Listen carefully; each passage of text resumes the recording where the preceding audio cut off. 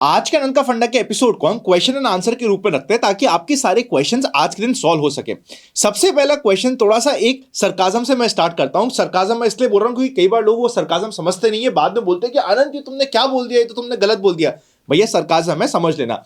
पहला क्वेश्चन ये इन्वेस्टर्स का आ रहा है कि जो अभी स्टॉक मार्केट का पेन हो रहा है, ये पेन खत्म कब होगा।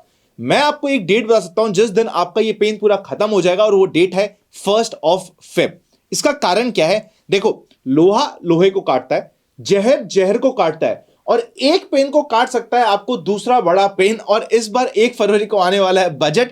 बजट में यूजुअली हम लोग एक्सपेक्ट करते हैं कि हमें मिलेगा क्या। इस बार मुझे डर लग रहा है कि भाई हमें देना क्या पड़ेगा, सरकार हमें कहां पे टैक्स बढ़ा देगी। उस टैक्स के पेन जैसे ही आपको मिलेगा, वैसे ही स्टॉक मार्केट का पेन आपका कम होने लग जाएगा। अब हम बात करते हैं सीरियस नोट पे। सबसे पहला इंपॉर्टेंट क्वेश्चन ये है कि अभी के मार्केट का करेक्शन क्या है। देखिए, करेक्शन का कारण एग्जैक्टली वही है जो पिछले 1 महीने 2 महीने से चल रहा है। सबसे पहला, क्रूड के प्राइस इंक्रीज हो रहे हैं जो इंडिया के लिए नेगेटिव होता है।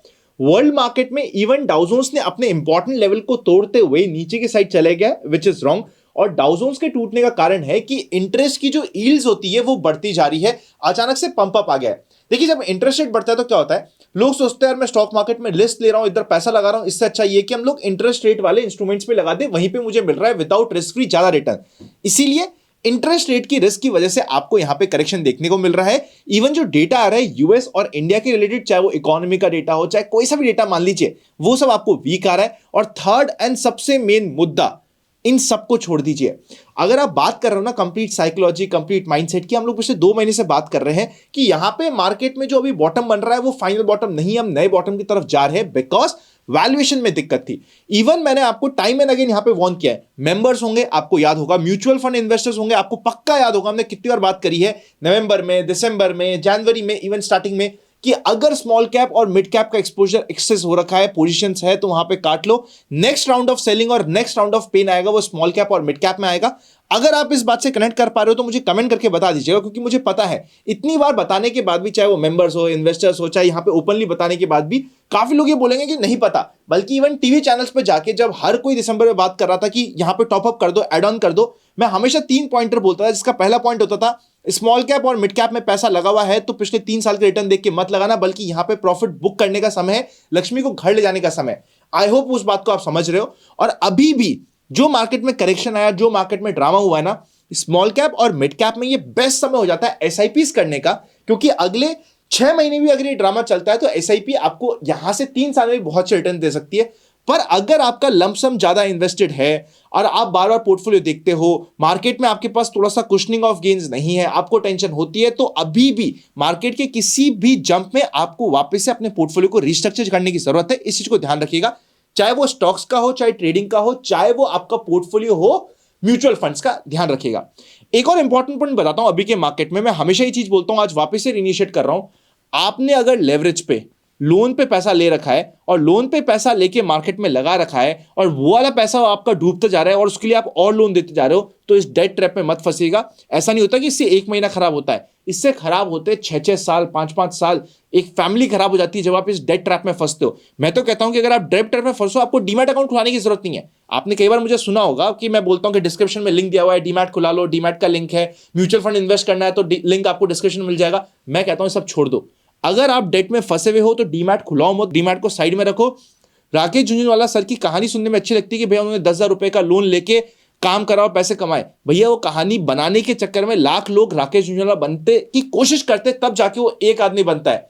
तो मेजॉरिटी सिचुएशन में वहां पे सक्सेस का रेशियो कम है, इसलिए प्रॉपरली अपने पोर्टफोलियो को अलाइन करो, लोन्स को अलाइन करो, लोन्स को खत्म करो। और अभी भी लेवरेज की पोजीशन है तो देखो, अभी आप बोलोगे यार आनंद क्या मैं अभी 23,000 के लेवल पे काट दूं, मैं कहूंगा कि यार अब यहां पे आपकी पोजीशंस काटना अगर आपकी फंस चुकी है तो थोड़ा सा डेंजरस हो जाएगा, बिकॉज यहां से जब भी बाउंस आएगा ना, आप ये समझ लेना जिस तरीके से मार्केट हो रहा है अभी, पुट कॉल रेशियो 0.7473 के आसपास जा चुका है, यहां से 300-400 पॉइंट की और जगह। पर जब भी यहां से डेड कैट बाउंस आएगा, वो होगा डेड कैट बाउंस ही, वो उस डेड कैट बाउंस में आपको ऐसा फोमो सी फीलिंग हो जाएगी अगर आपने गलत लेवल पे काट दिया कि यार मैं काटता हूं वैसे ही मार्केट बढ़ जाता है, वो फीलिंग ना हो। इसीलिए पोजीशंस को संभालो, कहां कहां पे स्टॉप लॉसेस आपके हिट हो रहे हैं उसको नोट करके रखो। अगर कर दिए स्टॉप लॉस हिट तो हटा दो, नहीं हटा पा रहे तो जब भी बाउंस बैक आ रहे हैं, जब भी रिवाइवल आ रहा है, ये मत सोचना कॉस्ट पे आ जाए। आपने 100 रुपए का स्टॉक लिया है, उसका 70 रुपए प्राइस हो गया, आपको कभी भी वो बेचने पे 100 रुपए पे नहीं मिलेगा। और अगर 100 रुपए में बेचने को मिल रहा है वापस से, तब तो वो 300 रुपए जाने वाला है स्टॉक, इस चीज को ध्यान रखिएगा। अगर 100 का स्टॉक है तो वो आपको 80, 83, 85, 86 इसी लेवल के आसपास बेचना पड़ेगा, अगर वो पोजीशंस आपकी हैसियत, अगर वो पोजीशंस आपके पोर्टफोलियो की हैसियत, आपके फाइनेंसेस की हैसियत से ज्यादा हो रही है कि आपने ओवर लेवरेज होकर काम कर दिया। कई बार मैं कुछ हार्श वर्ड यूज कर जाता हूं, बट ये आपके लिए इंपॉर्टेंट है, तो वहां पे आपको पोजीशंस को हल्का करना इंपॉर्टेंट रहेगा। ये जो अभी मैंने आपको इनिशियल वाली टॉक दी ना, ये कई बार क्या होता है जब मार्केट डिफिकल्ट सिचुएशन होता है ना, आप चाहते हो कि आपका कोई नोन, आपका बड़ा भाई, छोटा भाई आपको कोई एक सही बात करने की कोशिश करे, चाहे हो सकता है ये आपके लिए इमीडिएटली रेलेवेंट भी नहीं हो कुछ लोगों के लिए, बट काफी लोगों की इनसे मदद होने वाली। कई बार क्या होता है हम गाइडेंस ढूंढ रहे होते हैं, हम चाहते हैं कि कोई हमें डांट के बोल दे कि यार ये क्या है, कुछ हार्श वर्ड यूज कर जाए। मैं वही करने की कोशिश कर रहा हूं, क्योंकि अभी भी पिक्चर, अगर जो ड्रामा होना है, नेक्स्ट लेग ऑफ ड्रामा होगा। यहां से हम समझते हैं कि एक बार मार्केट थोड़ा सा ओवरसोल्ड हो गया, एक बार बाउंस बैक की यहां पे जगह बन रही है, 300-400 पॉइंट के अंदर अंदर से एक डेड कैट बाउंस आ जाएगा और एक बार ऐसा लगने लगेगा कि यार वापस सब कुछ ठीक हो गया। बट उसके बाद जब नेक्स्ट राउंड ऑफ सेलिंग आएगी, देखो आपको मैं एक बार चार्ट पे लेके समझाता हूं। मैंने जब यहां पे आया था उस समय ही रेगुलरली बात कर रहा था कि ये लो अंडरकट होगा। अभी भी देखो ये अंडरकट हो गया, पर अगर इसमें नेक्स्ट लेवल ऑफ ड्रामा होना है तो उस ड्रामे से पहले एक बार आपको वापस से वन फाइनल टाइम विश्वास दिलाया जाएगा कि सब कुछ ठीक है। और अगर ऐसा होता है और उसमें आपने पोजीशंस बना ली, तो हो सकता है कि आपका साल भर, डेढ़ साल आप अटक जाओगे अपनी गलत स्टॉक्स की पोजीशंस में, क्योंकि जो लास्ट बुल रन के जो स्टॉक्स थे वो अगले बुल रन में चलेंगे, जरूरत ही नहीं है, पॉसिबल ही नहीं है। 75-80% of the stocks her bull run के नए होते हैं। नेक्स्ट राउंड ऑफ सेलिंग जब खत्म होगी, उसके बाद जब नया बुल रन आएगा, हो सकता है मार्केट वापस से 25,000 पहुंच जाए, 26,000 पहुंच जाए, 27,000 पहुंच जाए, पर आपके स्टॉक्स नहीं पहुंचेंगे, क्योंकि वो ऐसे स्टॉक्स जो पुराने साल के विनर्स थे और वो छट चुके हैं। तो इस चीज को आप बैक ऑफ द माइंड रख लीजिएगा। अगर मैं मार्केट की अब थोड़ा सा शॉर्ट टर्म में कल की और इस वीक की एक्सपेक्टेशंस की बात करूं, तो मार्केट अभी वीकनेस में है। वीकनेस के मार्केट में भी अगर मैं लॉजिकली बात करूं, तो जिस तरीके का मार्केट हो रहा है, जब भी मार्केट, देखो ओवरसोल्ड होने के लिए कितनी स्पेस बची है, रफली 250-300 पॉइंट की अभी और स्पेस बची है पुट कॉल रेशियो के हिसाब से। उसके बाद तो आप सेलिंग या शॉर्ट कर ही नहीं सकते, तब तक अभी तक मार्केट सेलिंग पे रहेगा। अब जब इस सेलिंग पे हमें सेलिंग ऑन बाउंस होगा, तो बहुत अच्छा लेवल होता है 23,600 का, अगर हमें शॉर्ट करना होता है।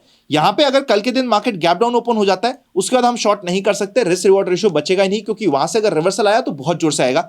अगर गैप अप हुआ और 23,300 से पहले पहले वापस से कोई एक रिवर्सल की कैंडल मिल जाए, तो तब भी इंट्राडे में शॉर्ट का मौका मिलेगा, क्योंकि जिस तरीके से बुल मार्केट में पहला डिप बायआउट होता है, वीक मार्केट में पहली शॉर्ट रैली, स्पेसिफिकली जब मार्केट इतना परेशान कर चुका हो, तो वो भी वापस से सेल ऑफ हो जाती है और उसके बाद फाइनली आता है। जब मैं अल्ट्रा शॉर्ट टर्म इंट्राडे की बात कर रहा हूं, तो इस चीज को ध्यान रख लीजिएगा। ये आपका इंट्राडे का मूव हो गया।